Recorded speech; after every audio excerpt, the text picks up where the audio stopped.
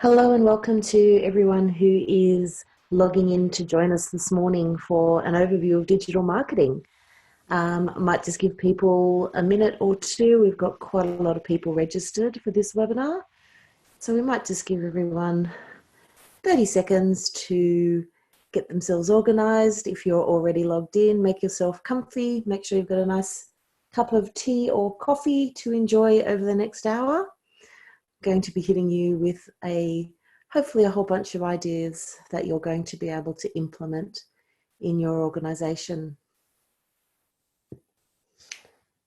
Okay, so we might get started. Hello, my name is Anne-Maree Kerr. I am from AMK Training and Consulting, and I am proud as punch to be delivering this fantastic series of webinars with LEEP, fantastic NGO in Penrith, New South Wales. I'm not 100% sure where everyone's coming from today, and I think that is partly the beauty of digital. We have this opportunity to engage and participate in a whole range of activities and ideas that have not been possible in the past. So wherever you're from today, hopefully the next 58 minutes or so are going to change the way you engage online and the way that your organisation plans its online activities. So I thought I'd start off this morning with just a description of what we are talking about when we're talking about digital marketing. Basically, digital marketing is any advertising that we deliver through digital channels. This can be search engines such as Google, it could be your website, or it could be a website that you engage with that someone else is running. It could be social media, and we all know how big and how pervasive social media has become in our lives. It's also email, and it's also mobile apps. So there's this whole raft of opportunities that we have. And as the time we spend online increases, and there's statistics everywhere that suggest that the time we are spending online is increasing constantly, the digital opportunities also increase. So this experience is constantly evolving. And the reason it's evolving is that we're changing the way that we consume content. We're changing the way that we advertise what we do to the greater community. So we're going to look at some techniques and tips today that are hopefully going to help your organisation do this. So I thought I'd start off just with 4 very broad ideas that we're sort of going to cover throughout this morning's session. And the very first one, and the one that I think is often overlooked, is to be very clear about what your organisation's goals are online. And we'll talk a little bit more about that very soon. We also need to set expectations. So once you know what your goals are, what is it exactly that you want your organisation to achieve by being online? The next very important feature is to define your audience. You really need to think about who your audiences are and what their interests are, because without those bits of information, when you're putting information up online, be that through email, be that through a Facebook post, be that through Twitter, be that through your website, if you don't have a very clear idea of who you're talking to, then your message is not going to reach the people it needs to reach. So that step in particular is very, very important. And lastly, building a strong online brand. So doing things with colour and logos and consistency, wording, your voice, all of these things come together to build your online brand and to strengthen that brand within your community. So if we have a look at getting started, so what digital channels are allowing you to do is they allow you to communicate your message to a very broad audience. In the past, we have been very geographically limited and quite often our community and our audience have only been the people directly connected to us. But what you can do now is you can do things like create a Facebook ad for $100 that could reach 10,000 people. You might be able to send emails for less than 1 cent per person. When you start to look at digital marketing in these terms, you start to realize the strength that it can possibly have. The downside to this, and there isn't necessarily always a positive aspect to all of these things, is that we get a little bit of overwhelm and fatigue and potentially even a little bit of annoyance at all of the different ways that people are trying to communicate with us. And what your organization need to think about is not just adding to the noise that's already out there, but how you're going to contribute a very strong and very clear message that actually engages, it helps, it enhances people's day rather than just sort of adding to the general digital noise. So the first sort of tip and the first step for your organization is to set some very realistic goals for your online presence. I think what happens in a lot of cases is that people go to the extreme very, very quickly. And that might be, we want to create a viral video that is seen by millions of people. While that would be really nice, what they're often overlooking are the simple steps that need to be taken in order to strengthen their online presence. So the first thing you want people to do online is you just want them to find you. And what that might be is listing on local directories. So if you think about things like, if you're looking for a restaurant, for example, you might go on to TripAdvisor, you might go on to Yelp. These are places that exist that the community are using. If there are local community directories that your council put together or that your local service providers pull together every year, make sure you're on them, make sure that your details are correct. And while that seems like a really simple step, it's little things like that can really assist in people finding you. If you have a Facebook page, are you providing links to that on those directories so that people can go and like your Facebook page? If you're not taking people, if you're not sort of holding their hand and, really taking them to where you want them to be, then you are going to get overlooked. Another place that's really important for your business or your organization is to make sure that you have a Google My Business profile. If you go to Google and search for your organization's name, what should happen is that one half of the screen or the top half of the screen, if you're on a mobile, should actually be an online profile of your organization. And the beauty of this and the beauty of the Google My Business profile is that you don't even need to have a website in order to show up. And, a lot of people say, when I Google, other businesses show up, other organizations show up. I don't even find myself. By claiming your Google My Business profile, what you're going to do is it's going to ensure that, most of the time, and there's no guarantee that it's all the time, but when people search for a service that you're providing, you are going to show up on that first page of Google with a contact phone number, with a link through to any viable online spaces that you're using. And it's a really good starting point. People can put really great photos in there. You can have video, you can have reviews if that's relevant. All of that can exist in your free Google My Business profile. So make sure you double check that one before the end of today. Secondly, for a lot of organizations, building a website with things like contact details, about us, services, prices, if that's relevant. A really simple, clean website is a really important step, no matter how big or how small your organization is. And lastly, just in that being found space, make sure you do have social media profiles, and it could just be a Facebook one that lets you put new information. any updates, any events, any special things that are happening, they all need to exist on that Facebook post so that when people go looking, they're not coming up with a dead end. Okay, that's really, really important. We'll talk a little bit more about social as we go through today.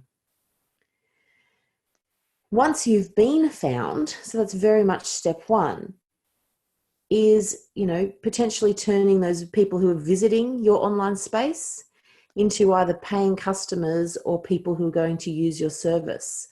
And that might be adding appointment scheduling, adding in a review feature, potentially investing in some online advertising using Google Ads.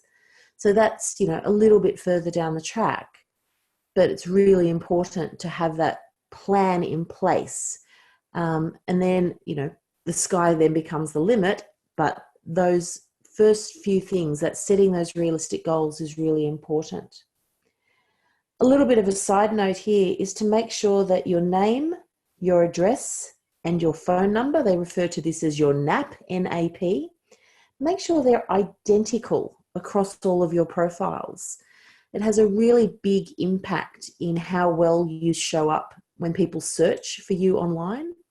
They're the three elements that really should be the same no matter where. So if you go to your website, the name, address, phone number need to be the same as your Facebook name, address, phone number, need to be the same as your Google My Business name, address, phone number.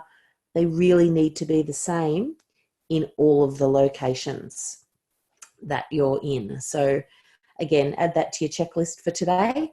Make sure you go and check that in all of your online spaces, that the way that your name, address, and phone number are listed. And I'm talking, it's as simple as if you have an AND in your business name, it needs to be AND everywhere, not ampersand and. Okay, so that's the level of detail that you really need to be aware of. The second tip for today is to align your online goals to your organization goals. And again, on the surface, this seems quite simple, but it's a really often overlooked feature. So if, for example, if your organization goals is for people to be aware of you, for your brand to get out into the community so that people are aware of who you are and what you do, translating that to an online goal could just be greater reach. We want to get our online presence into front of more people. If word of mouth is really important, then things like sharing, liking, and retweeting, they become the online goals that you're looking for. If your online goals aren't connected to the goals of your organization, number one, what happens is that things don't progress. So what you'll find is that the online planning or the online doing doesn't happen because there's no connect. If you make a really strong connection, so when you sit down at the end of the year with your team and with your staff and do your strategic planning for the following year, social and online and digital really need to connect very strongly with those goals that you come up with. So make sure that for every online goal that you have, that you are connecting it back to those strategic plans that you've created. For example, and a really practical way of doing this is to, your goal, for example, might be to build your brand and grow your online audience. Okay, so that's our brand, that's our goal. What you then need to think about is how you're going to prioritize resources so that it's spent on activities that work to achieve that goal. Now that seems like a really big task, okay? If I repeat that, how are you going to prioritize your resources so they are spent on activities that work to achieve that goal? So what we can think of is we can break it down. So we can say, we want to grow our audience. So that's your goal. To do this, we need to create engaging content. So that's the action that you're going to need to achieve that goal. Then you need to think about what is the digital marketing strategy that you can focus on here. We can use social media, Facebook ads, and lead forms to build our email list. So that's a very practical digital marketing strategy that you can use. Who's going to be responsible? Well, Graham and Penny are, and they're going to dedicate 1 hour each Wednesday to plan and strategize this. So there is a really practical way of breaking down your goal so that you then link it in with what you want your outcome to be, who's going to do it, when are they going to do it, and what digital strategy are they going to use. So think about that. So break your goals down and really be very specific about who is doing what, when they're doing it, how they're going to achieve it. Because without doing this, you've got no way to measure if you're actually being successful. We'll talk a little bit about that as we go through as well. So if we look at some very specific strategies, something that a lot of organizations look at as part of their digital strategy is email marketing. And my fourth tip is actually a quote. There is no formula for the perfect email. Authentic and honest messaging works. So what we need to look at is that email is still one of the best ways to reach your supporters and potential donors if you're looking for fundraising. Whether it be, you might want more subscribers to your newsletter, you might want to keep people up to date on recent developments, you might want to kick off a fundraising campaign. Email is still one of the least expensive ways to connect to your audience, and it also has one of the greatest conversion rates. So a really good tool to use, you need to use an email marketing tool. For those of you out there who are still using Outlook, for example, to send out your emails, what you are missing out on is a whole raft of features that you really want to be using in order to ensure that your email marketing is doing what you want it to do. So probably one of the most popular email marketing tools out there is MailChimp. And I do use MailChimp. It is my tool of choice, but there are a lot of other ones out there that people are starting to use. Things that an email marketing tool can do for you is they can track open and delete rates. So for every campaign that you send out, you can actually see exactly how many people are opening it, how many people are deleting it without reading, how many are actually clicking through on the links that you're providing in that email, which links they're actually clicking on, how many times they're opening it. All of this data is provided to you. Now, depending on how many emails you're going to be sending out and how many subscribers you plan on having, MailChimp is a really good getting started for free tool. So they actually let you send up to 10,000 emails a month and have up to 2,000 subscribers. And that's enough for a lot of people to get going. And what you should find is that if your email list increases beyond that, hopefully it means that the income or the funding is there to then potentially pay for that tool. Because, if you start to grow quite big, you're going to want to send, a lot more emails to a lot more people. You can also manage, or the MailChimp or the other email tool will manage subscriptions for you. So under email or anti-spam laws pretty much worldwide now, you have to provide a way for people to unsubscribe to your emails. And what that means is you need to make it really, really easy for people to click a button to say, no, I don't want to receive these communications anymore. That is all actually built into these tools. And the other thing that's often built in is what they call two-step authentication or two-step verification. And it just means that when you fill in your email address to receive emails from an organization, you often get a follow-up saying, do you really want to join in?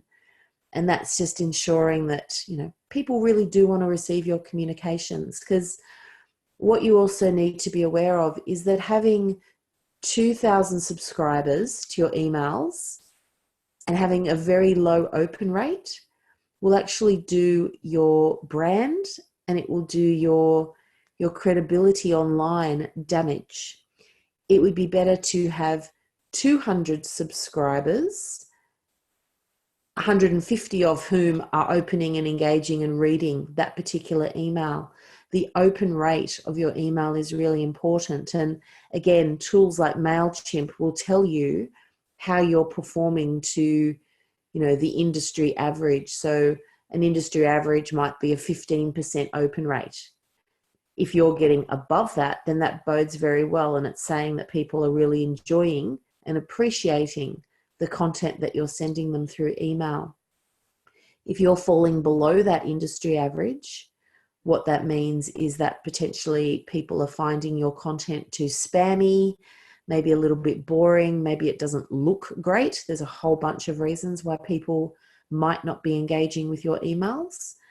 But, the idea that you can manage subscriptions in there, even to the point where you can look at a subscriber and say, okay, they've deleted my last 5 emails. They really mustn't want to engage with me anymore. You can actually send them an email to say, would you like to unsubscribe? Because those people who are deleting, they are actually doing your brand more damage. You get really accurate reporting using these tools. So think about when you send out an email through Outlook, there is just no way to track where it's going, who's opening it. All of this is available for you in MailChimp.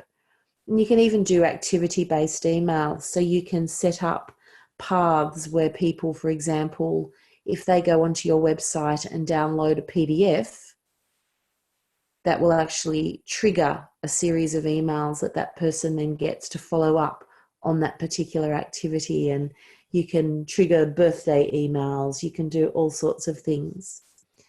So if we have a really quick squiz at some of the things that MailChimp in particular can do for you, a lot of people do think it is just about the email campaigns, but it's not necessarily. So MailChimp now let you do your emails, so designing and sending automated regular emails to your contacts.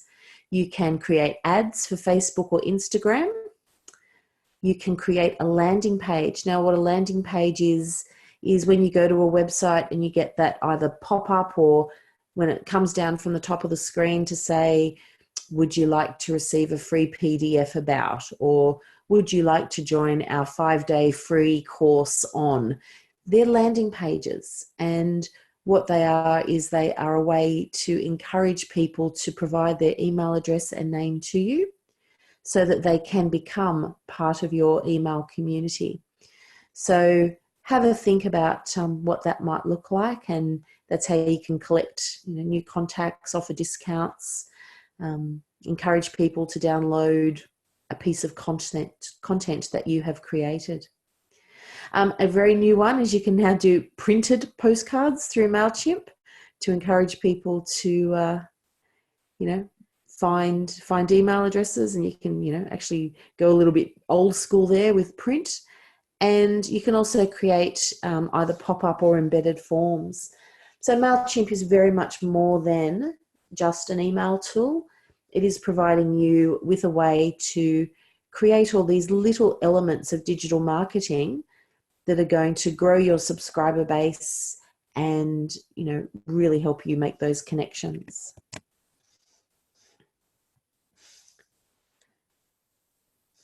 If we then jump into social, because as we know, people rely on social networks to discover things, to research new ideas, educate themselves, and they'll often do that before they even engage with you. So people will look you up online to find out what it is that you do and to see whether you're an organisation that people really want to be involved with.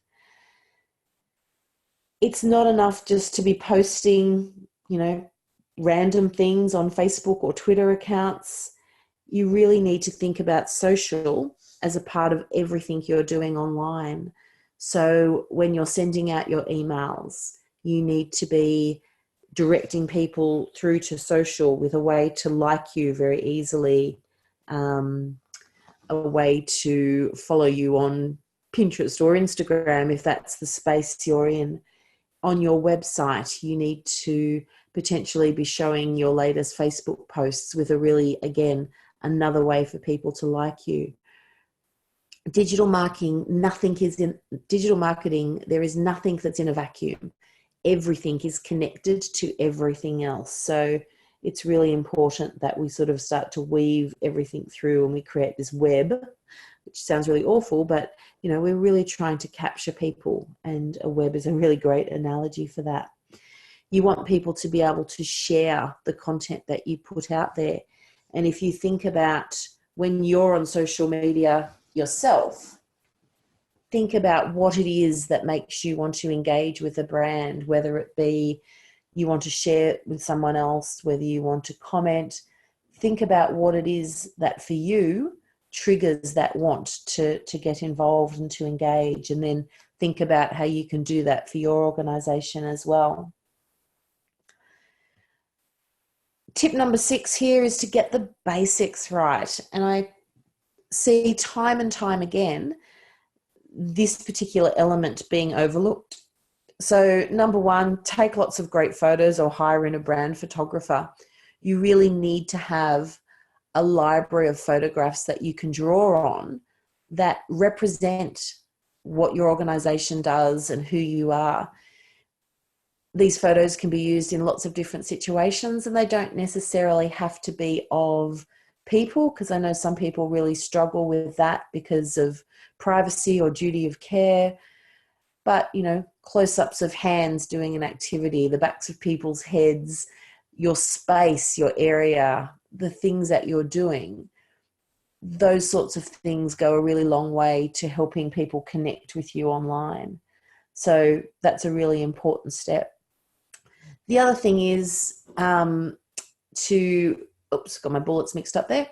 Fill in as much information as you can. So whether that be on your website, on your Facebook profile, on your Instagram bio, in all of these places, utilize the tools that they give you. So Facebook, for example, if I jump across there, there is the About section on a Facebook page.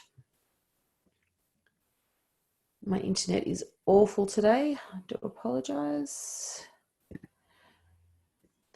Okay, so I'm logged in as the administrator of this particular Facebook page, and I can edit and fill in things like, my story. That's a new feature that Facebook have added in the last sort of 6 to 8 months for Facebook pages, and you can fill that out with a nice graphic.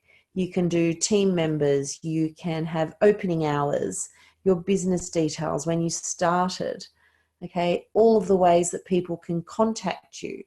And you can add all these different things to your About page so that when someone goes and looks you up, they're getting the most accurate and up-to-date information.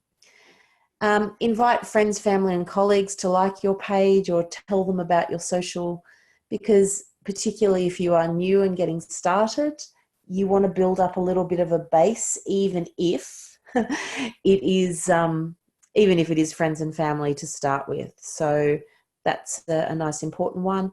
Add a really great profile pic. So your profile picture, and it's usually your logo, it doesn't, ideally it's going to be the same across all of your digital and online presence. So on your website, Facebook, social, your LinkedIn, all those places, make sure that your profile pic is the same and that it is sized correctly for the platform that you're currently using. So a really great tool to share with you is one called Canva, Canva.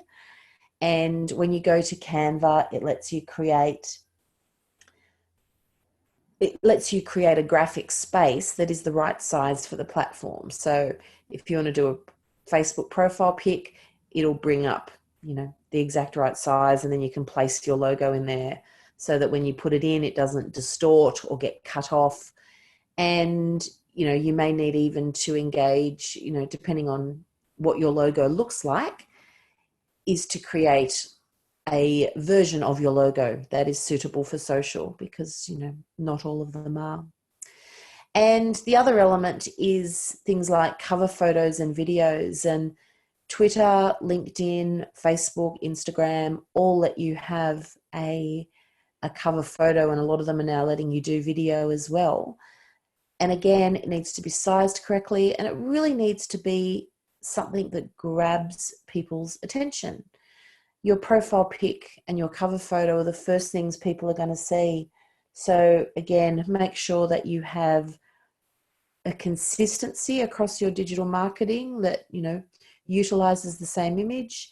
And then you change that cover photo up so that when you've got something special coming up, or if there's an event or something you want to share with your community, create different versions of that cover photo so that people, you know, when they see it, they're getting that touch point with you that, you know, is going to go on and, you know, potentially make them sign up and come along.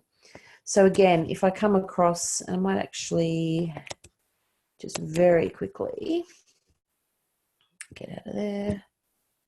If I pull up Canva just to show you what that looks like. So this is Canva, fantastic little program. Whoops, that wasn't what I meant to write in there. Cover was the word I meant to put in. So you can see here that we've got Facebook cover, and it's got the dimensions there for what that's going to look like.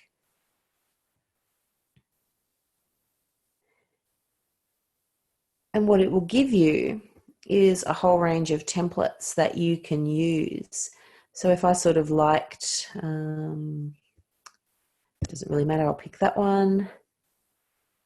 Okay, I can then come in and I might want to add an image. So I'm just going to put computer in there. And a lot of the images are free. Some of them you do have to pay for. I'll pick the good old, whoops, get rid of that. I'm going to drag him out so he becomes the background. There we go. Okay, he's a bit cute there. I might move that across. Okay. And I can tweak the text.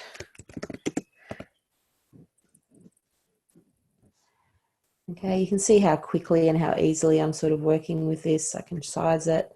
So even if you're not a graphic designer, okay, we can play around with that. And I decide, yep, that's not what I want after all. It's not really working for me. Let's pull this one across. There we go, that's a little bit better. So you can see with Canva, okay, so this is perfectly sized to go into Facebook. And what's really nice is that I can then copy that, create a second version, and I might pull a different graphic across. I am doing this very, very quickly now just to show you how this could potentially work for you. But very quickly and easily you can create some branded covers that you can, you know, whip out one after the other and pull them up and change them out using your social profiles as you go through. Another tool, very quickly just to show you, and this is a very slow website, it's probably its biggest downfall, is one called Adobe Spark. And again, it's just a different version of a tool that you can use to create, you know, really great visuals, really great visual stories. And you can see here, you know, what do you want to create? I want to create a post. I am signed into both of these products, so you do need to sign up, although they are, you know, there is a free version of both of them. Okay, as you can see, this is the disadvantage of this particular tool. It's a little bit slow. Okay, and I can create a new one there. We've got social graphics and slideshows, okay, all these different things, Facebook covers, Pinterest posts, Twitter posts. It's really helping you and holding your hand to create a lot of that really great content that you might need to create. And then sharing the great content you create. So, you know, if you're sending out an email linking through to a blog post you've written, make sure that you share that on social as well. Tip number 7 is to know your competition. This is just a little chart that you can potentially use. Now, when I say your competition, a lot of people see that as something very negative, but it's not necessarily. The idea about keeping an eye on the people who do similar things to you, A, it can be a really great learning experience. And B, it can also help you decide what's right and what's wrong for your organisation. So the way I sort of break this down is we have, who your competitor might be, what social profiles do they have. So you might put an F for Facebook, an I for Instagram. And then you go and check out all of their online presences, what are they doing? You might sign up to their newsletter to see what sort of content they're distributing.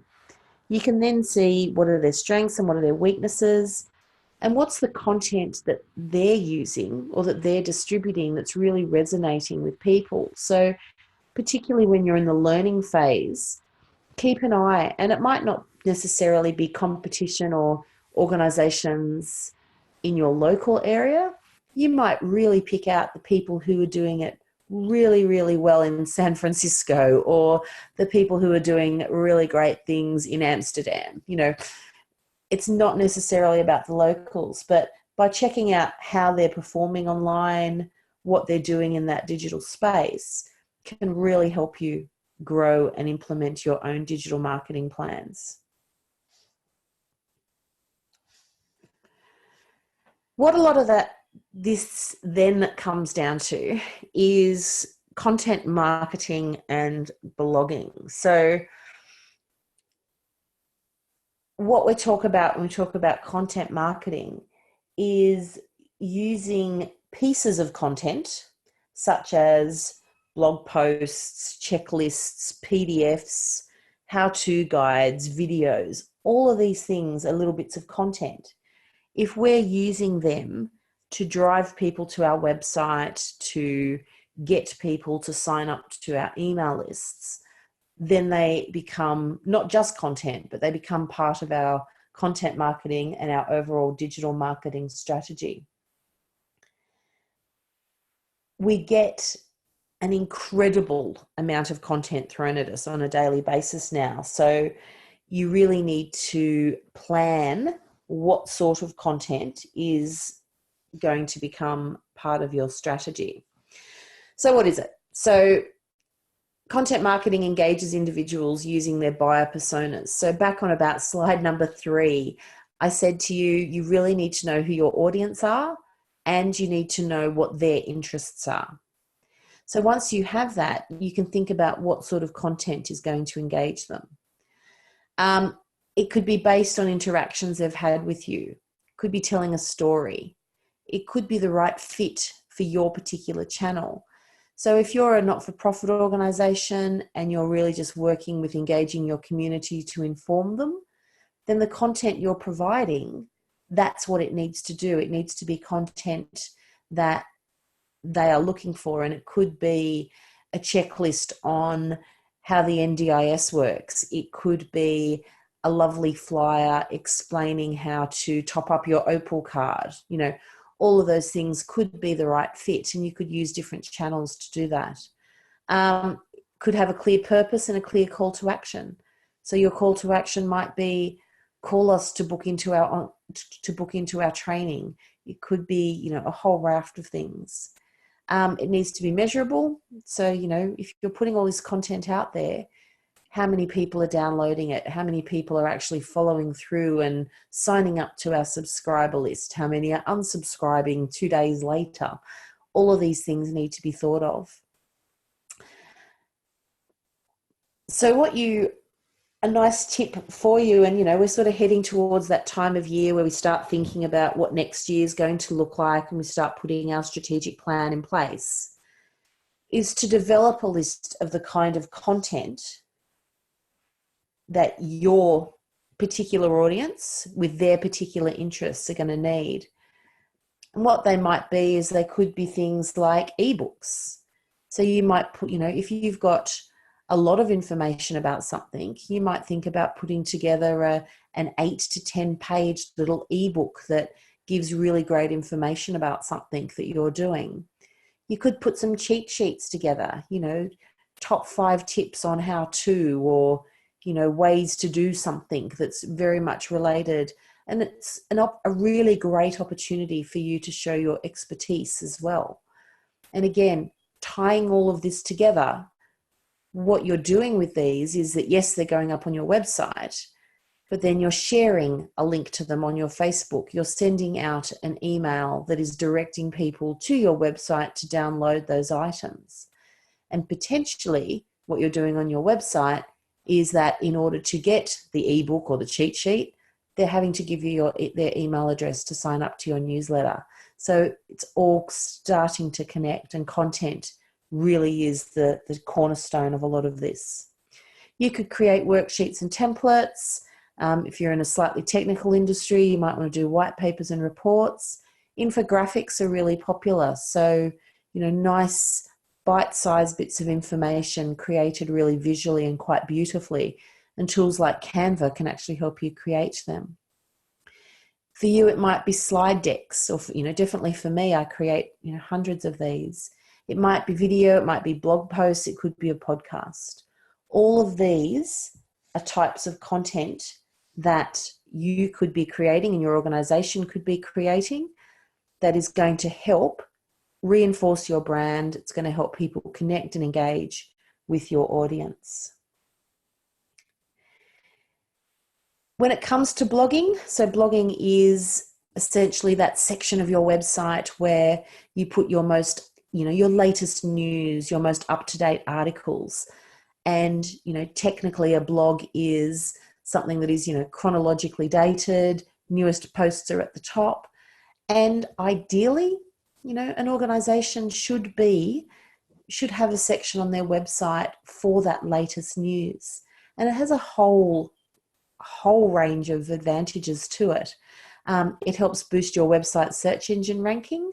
So when you are putting up a new post on your website on a very regular basis, it is, search engines love new and fresh content. So if you're putting meaningful content up there, it's basically signaling the search engines that they need to re-index. And the more that your website is re-indexed, the better you're going to show up when people jump on Google and start to search. It's going to give your website a voice. When you go to a website and it's all very flashy, but there's not a lot of substance, you tend not to go back. You really want people to go back to your website. So by updating it regularly and adding that new content and, here's our latest news and here's some photos from this event that we did, all of that then leads into having a really dynamic space that your community are going to want to engage with, and it's going to encourage them to go back over and over again. And again, they're not having to go there manually on their own all the time. You're directing them there. You're directing them there through your social posts. You're directing them there through your emails. It becomes a great platform for building relationships between you and your customers because, again, you've thought about who they are, you've thought about what their interests are, and you are providing really good content through your blogs that you know is going to connect with them. And it helps telling your brand story. So it really helps, who you are, where you've come from, who your clients are, who your community are. Your blog is going to allow you to do all of those things. Number 9, because truly, who's got time to do all this themselves all the time, is sourcing curated content. So this is stuff that's written by other people. You then organize it and share it with your audience. So it could be best of lists, could be roundups, summaries of articles. So when you're thinking about your digital marketing strategy, building up a list of experts, people who are top of the field in your area, and utilizing the content that they create, pulling it together in a way that is, understandable for your audience and packaging it in such a way that makes it relevant to them. Always, of course, sourcing where that original content came from and linking through to all of that content that was created by someone else. You're not passing this stuff off as your own. So that's really important.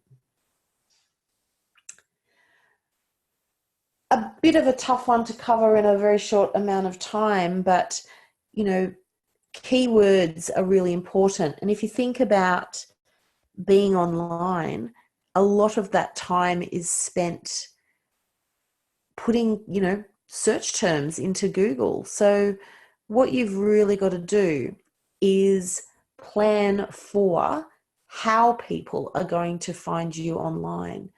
So some techniques that you can employ here are things like listing important and relevant topics based on your business or your organization. They become your topic buckets. So if you're a transport organization, your topic, the important topics for you might be transport training. It could be trips to medical facilities. It could be shopping outings. It could be social outings. You know, all of these things are your sort of, topic buckets. Then you think about the words that people are going to use, or the phrases that you think your customers are going to use to search for that content. So when a potential customer jumps in Google and needs to find, someone to get them to a medical appointment, what words are they going to use? Now, sometimes it's really obvious, but other times you've really got to think outside the square. And there's different tools out there that will help you not only identify those keywords, but potentially research other terms as well.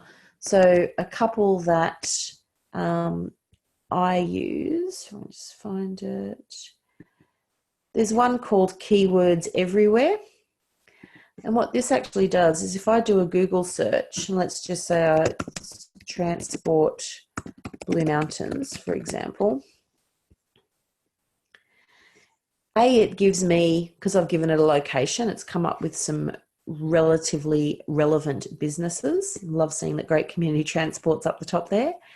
But because I've installed Keywords Everywhere, and this is a Google Chrome plugin, what it does is it actually tells me what are some related keywords that other people are using. So we've got Blue Mountains weather, attractions, Katoomba to Blue Mountains, Explorer bus. How much does it cost on the train? What are some other things people have searched for?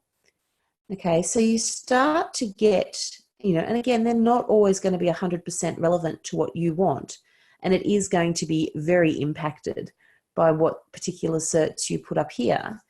But it can be a really, really great way. And this is just always on for me. So every time I do a Google search, I see this. You're going to potentially get that information. Another tool that you can use is SEMrush. And again, you can sign up for a free account for this. You can get 10 different searches.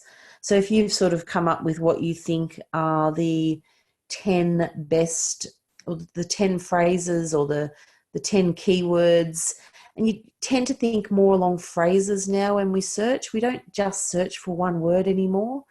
We phrase questions, we craft, how to or why would, and we really have what they call these long tail keywords that we're sort of crafting. You can throw them into SEMrush, and I think you get 10 for free, and it'll give you reports on things like how many people search for that term. If you were to advertise, what would it cost you for every person who clicked? It's really giving you a really good base. And then you can think about how you would use these terms not only in your online advertising, but potentially within your articles and within, putting those descriptors behind your website, so that when people do search for them, you're potentially going to get more clicks through. And there's an example for, forest training. I actually did a domain search there for how many people are going to come through, and what the traffic was and how many people clicked through. There's a whole range of things that is going to give you.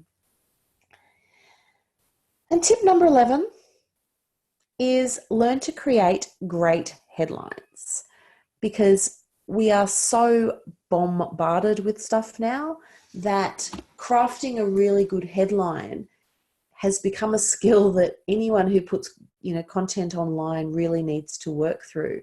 How do you do this? You practice, you practice, you practice, you practice.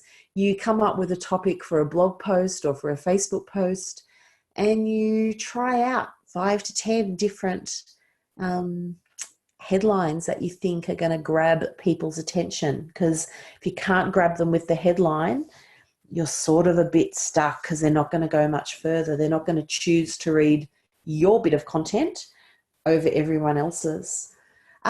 Model the best in the business. Look at, what headlines appeal to you. Why do they appeal to you? What is it about them that is making you want to read the article that comes underneath? How-to headlines pretty much always work. So how to top up your Opal card when no one is there to help you.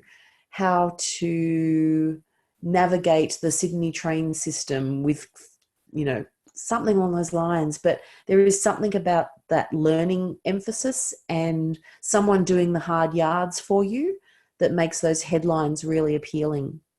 Start with numbers, okay? 7 great ways to do something. 11 tips to help you with something. 3 great soaps you can make before Christmas. That number, it really implants an idea in someone's head that, yes, that's something I'm really interested in, and it really makes it achievable, and those little bite-sized grabs make it really nice. And flag common mistakes. So people love it when you solve their problems. So if you can find a way to flag a problem that people are having and come up with 2 or 3 solutions, then again, in your headlines, that's going to become, a really great piece of information that people are going to want to grab, and going to want to read it. And then potentially they're going to want to share it as well. Okay, so if you are a childcare, you might be a childcare organisation, you could have, one of your how-to headlines might be how to get permanent marker off your newly painted wall. Your common mistake could be, are your children always leaving a dirty rim around the bath? Here are 3 quick ways to prevent that, or something. So you're really looking at using, either these techniques one by one, or mixing them up a little bit to help you out. Got a little bit of time up our sleeve. We've got a pretty decent group joining us today.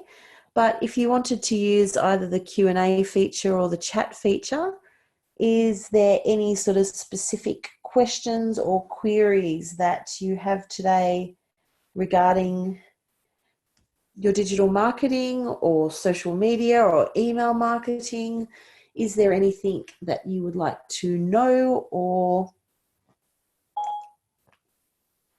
anything that you think would be beneficial for everyone else to sort of hear as well?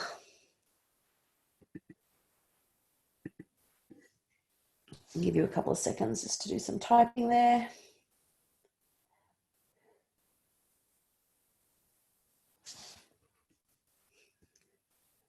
Okay, here we go.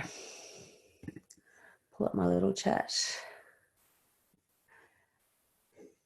The first question is saying that was really good, so thank you very much. The first tool I use to check SEO search terms is called Keyword Everywhere.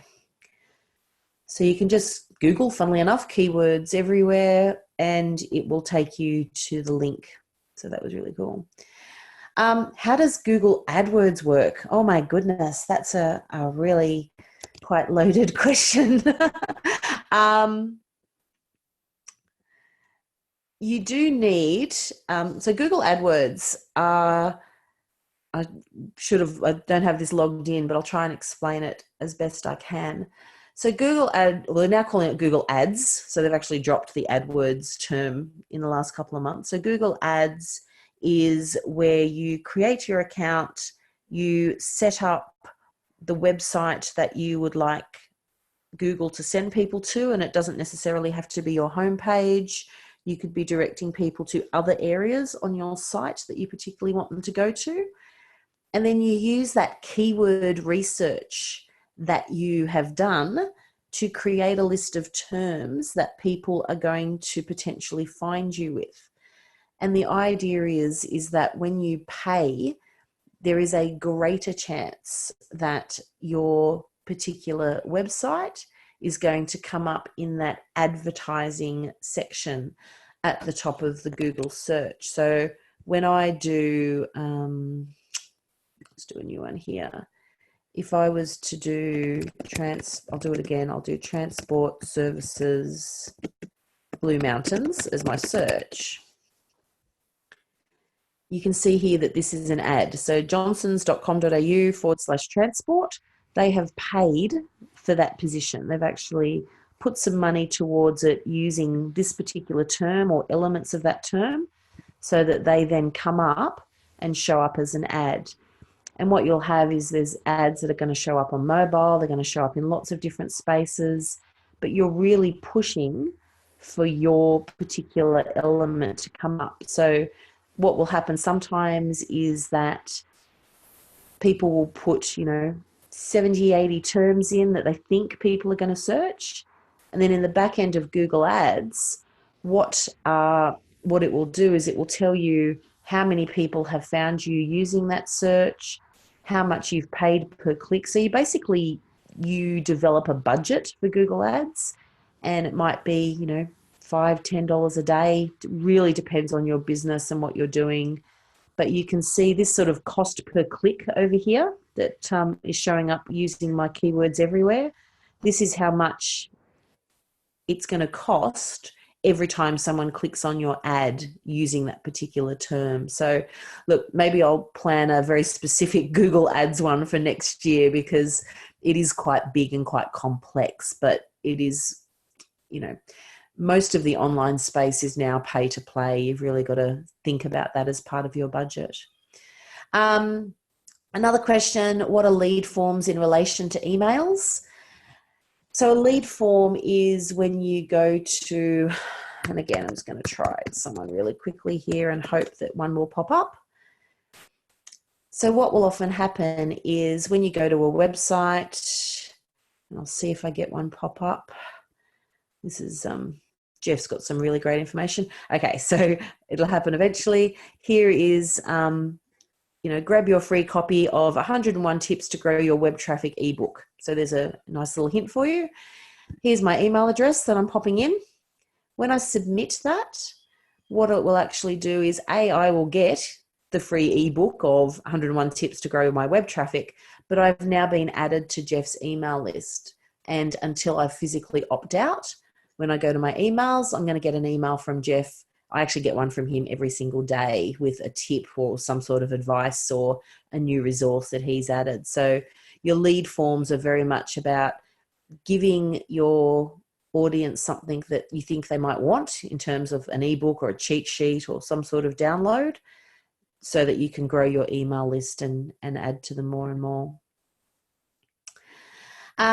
Is it possible to get a copy of the slides? Absolutely. I will pop them up. What I do tend to do is the whole webinar is actually recorded, so you've got access to that, but I'll pop the slides up. I'll pop a link up on my Facebook page, AMK Training and Consulting, in an hour or so. And another thank you. So look, that's probably it from me today, guys.